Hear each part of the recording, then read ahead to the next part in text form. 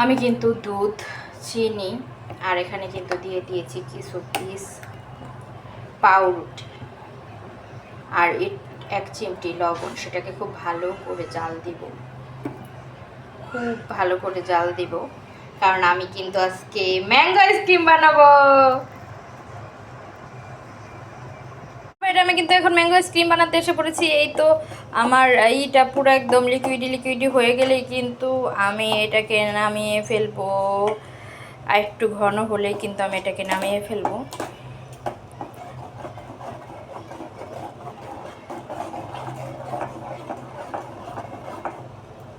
দেখেন পাউরুটিটা যখন এরকম কনসিস্টেন্সি বা এরকম ক্ষীরের মতো হবে তখনই কিন্তু আপনারা নামিয়ে দিবেন। ওর পাশে এখানে দুধের সাথে ওই পাউরুটির মিশ্রণটার সাথে আম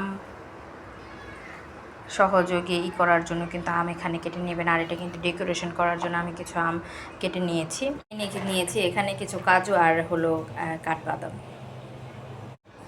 তারপরে কিন্তু ব্লেন্ডারে খুব ভালো করে একদম মিক্স করে নিব।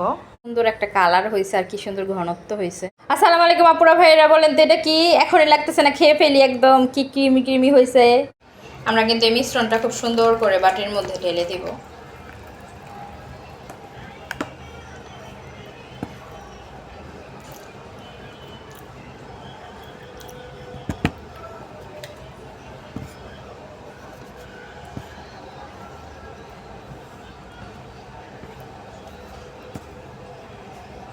আমার কিন্তু একদম এক বাটি হয়েছে। আমি কিন্তু এখানে আধা কেজি দুধ নিয়েছিলাম আর 3 পিস পাউডার নিয়েছিলাম। তো এখন কিন্তু আমার সব কিছু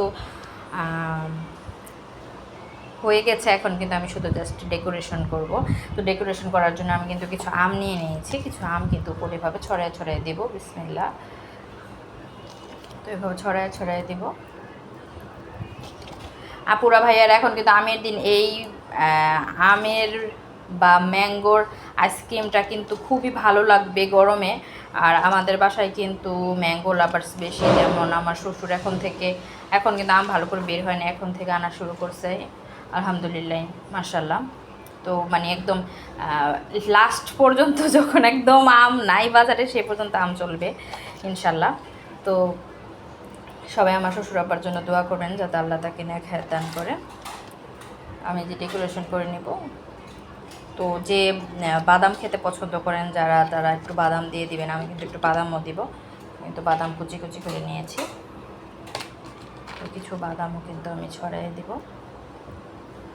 তো আপনারা কিন্তু এগুলো সুন্দর করে ডেকোরেশন করে কিন্তু 8 থেকে 10 ঘন্টার জন্য রেখে দিবেন ফ্রিজে। আর ফ্রিজার করার পর তারপর আপনারা এটাকে খেতে পারবেন। একদম দোকানের কেনা আইসক্রিম থেকে কোনো অংশে আমার মনে হয় না কম হবে। আর এটা কিন্তু আমি একটা পাকিস্তানি রেসিপি থেকে দেখেছিলাম, কিন্তু আজকে দেখলাম যে বাঙালি এক আপু তৈরি করছে। তো ওইটা থেকে ইন্সপায়ার হয়ে কিন্তু আমি এটা তৈরি করেছি।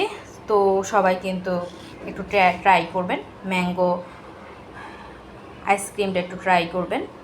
আর হলো ট্রাই করে অবশ্যই রিভিউ দিবেন। আসসালামু আলাইকুম, আল্লাহ হাফেজ।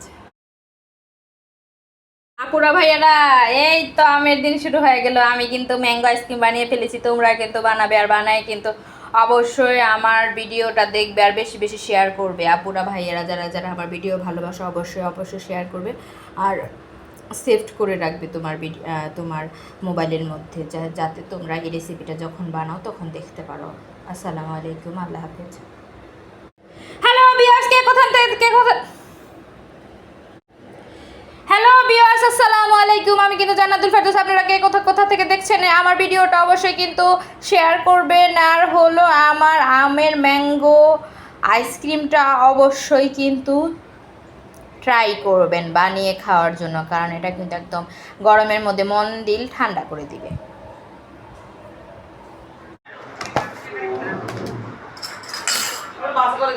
লাগা